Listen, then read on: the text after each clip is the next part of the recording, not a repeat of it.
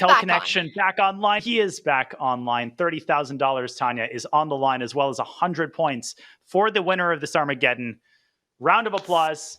Let's go. A Bishop's opening and Alireza Firouzja sticking to his guns, sticking to what got him here in the first place. Magnus starting with 7 minutes on the clock. That's a bold move. It's a bold move, but Magnus needs only a draw for the championship. Alireza Firouzja has to win on demand with the white pieces, gets those extra minutes on the clock, and it's a bold opening as well, Daniel. Black gets the central control, but that also means that white can start targeting these central pawns early on once there's a trade on d5.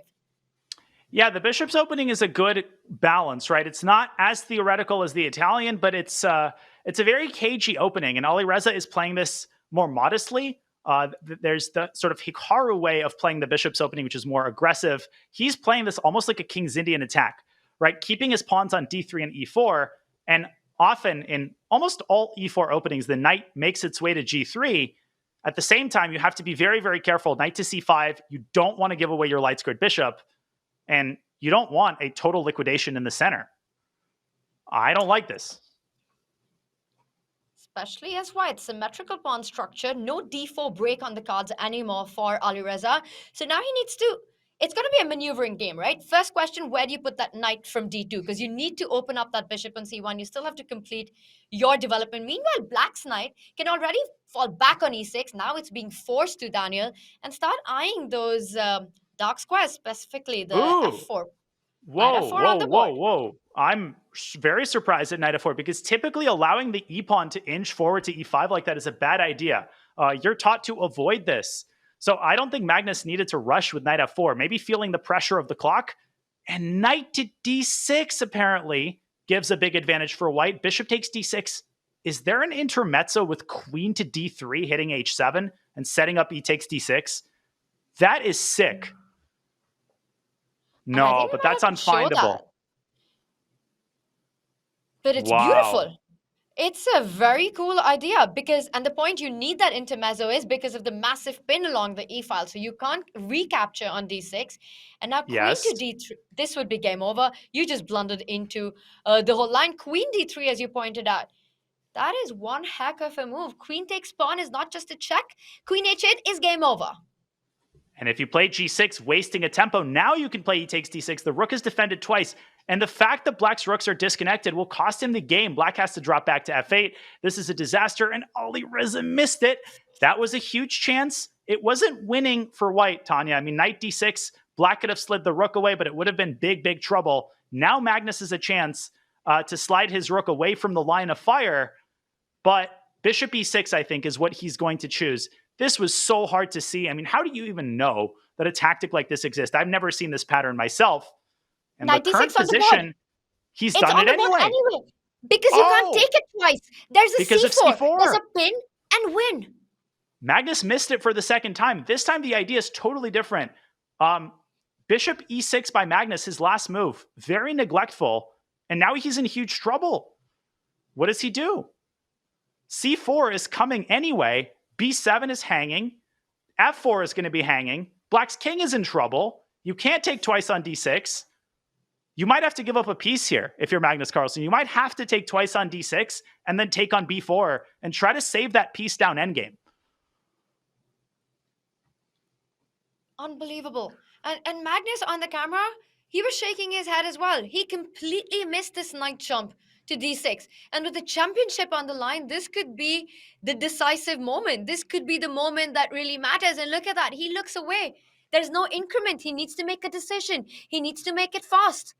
Daniel, what happens if he just slides the rook? What if he tries to defend everything in the position? Rook b8, for example, is on the.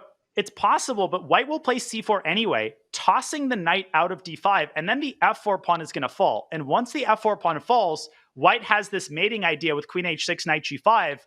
I think that the most prudent option for Magnus is to take twice on d6. Well, the most prudent option was to not allow knight d6, but having allowed it, he's going to go rook d8. He's not going to give up the piece. He is in mortal danger here. c5 by Alireza. Look at this beast. Look at this beast on d6. Bishop to e4. Alireza not even hurrying Tanya to take the pawn on f4. He's going to do it in the best possible version. He's totally winning. Alireza's in beast mode right Knight now. I mean, he d4. doesn't rush with that move. C5 played, bishop e4. You're pointing out, bring out that other knight, C6. Oh, The position is just falling apart for Magnus. total collapse. Magnus has to play this miserable move, bishop to d7. Now Alireza is going to take this knight. I think that it's the perfect time to just take on f4. And this knight on d6 is going to seal the deal. Alireza is also up 2.5 minutes on the clock. This game, Magnus is reeling. He's shocked right now, and Alireza is playing this perfectly. Rook b8, still fighting though. It's not over. It's never over when you're playing against Magnus, but look at the position he's up upon. Look at those two knights. Yes, you've got the bishop pair is black, but there's no hope for the bishops so far. Completely killed by white's activity. Knight on d4, knight on d6, beautifully placed. At some point, the c pawn moves forward to c6. Daniel, it might even be possible right now. This is going from bad to worse, and look at the clock situation. Magnus touching the 4-minute mark. He's disgusted with his position. He's completely lost, and I think the only chance for Magnus might actually be to try to swap all of the rooks, take on b1, play rook b8, and pray that Alireza plays c6 prematurely. I don't see a single way for black to survive longer than a few moves, but we know that Magnus is not going to go down easy. He does play rook b8. I like this approach, and if you're Firouzja, you trade on b8. Do you play c6? When is the right moment to strike and to cash in your chips? Is it now? Is it now? It's so tempting. It's so tempting to just start pushing this passer. There's no attack on it. You're hitting the bishop. You could also play really slow, because what does black want? What is Magnus's next move? Tanya, Greg Shahadi in the chat says, what we're all thinking, this is the worst position I have ever seen. It really might be. Black has no moves. You can play h4. You can play this Magnus style, right? Get your king to a better spot. But you don't want to overdo it. At some point, you need to cash in your chips. The position is not going to win itself. And I think Firouzja is calculating c6. Oh my God.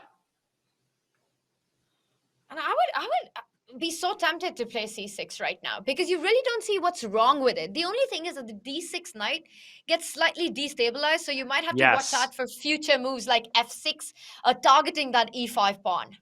Knight f3 and c6. I thought bishop to e8 was a slightly annoying response. Alireza tries to find a better moment to do it. He swings his queen to b4, trampolining from side to side, chiseling his way into black's position. Can Magnus stop it with bishop c6? Does he run into knight d4? Maybe the bishop can park on a8. Huh. Look at that defensive resource by Carlsen. Not so fast. Not so fast. Alireza still has some work to do, Tanya. Magnus, you have to play this all the way through, and you have to play your best chess to beat him, even from this position. Yes. Even for someone like Alireza Firouzja, you cannot write him off. Give him one chance, and your advantage will be gone. Knight d4 really wants to be played, but Daniel, that does leave the e5 pawn once again tender. So once the bishop falls back, you'll have to answer some questions. What you're doing about the threat of queen takes pawn. Do you want to commit with f4? Do you want to overpush? But look at that. It's another Alireza jumping into c8. Man, the back rank has been so adroitly used by minor pieces throughout this match. Bishop to b8 from Magnus. Now we have knight to c8, and it's Alireza's stallion who might have the final word. Is he just going after this pawn? Why not? Why not? Why Help not? yourself. But the knight is trapped on a7. The bishop from a4, it takes away the key squares. So you've got to be a little careful over the next few moves to make sure that the knight has a way home. Or at least you have some tactics like c6 always. Locating forced win. Locating forced win. Where is it? Because knight to d4, Tanya, bishop takes e5. Very, very easy to forget that this pawn is now very, very tender. You would love to play knight a7 to d6. That would be the best move. Queen b7? Why not? That's got to be it. That's the secret sauce. Bishop. If you take the pawn on e5, sauce.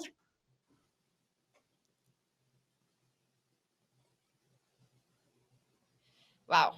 Daniel, as you're pointing out, queen b7 is an option. Knight d4, I think you're rushing in because the e5 pawn falls. And right now, Alireza is thinking it's good that he's paused. He's got a minute on the clock. He knows this is the critical moment. If he gets it right over the next couple of moves, he can blitz out the rest, well, bullet out the rest of the game. What are the chances of Magnus saving this one, Daniel? Non-zero. It's higher than what the eval bar might have you believe, because there's nothing more frustrating than staring at a position, thinking that there must be a forced win and not seeing it, watching your clock dwindle. The one silver lining for Magnus is that there's no increment, and in a crazy time scramble situation, anything can happen. Alireza is investing a ton of time. He knows that this might be the game-deciding moment, and I think that without queen b7, this game is going to go on for another while. He has to find that move, Tanya. If he doesn't find it, Magnus has a chance, and he's found it. He's going to bring the hammer down with c6 on the next move. And how do you even fight that? The bishop in c7 is pinned. Knight d4 is always in the air. c6 is coming in. Magnus Carlsen is D4, feeling the C6, pressure right now. Queen d8, We've got moves. maybe. Queen d8, can you take on d4? Or can you go queen b4 and fork the bishop and the pawn? Now another pawn Very falls. nice. Magnus is going to be down 3 pawns, and the c-pawn's going to seal the deal. This is over. Now it's totally winning. The last time we said it, we saw a massive That's right. turnaround. So, Daniel, this match, you just can't call a result ever until it's over.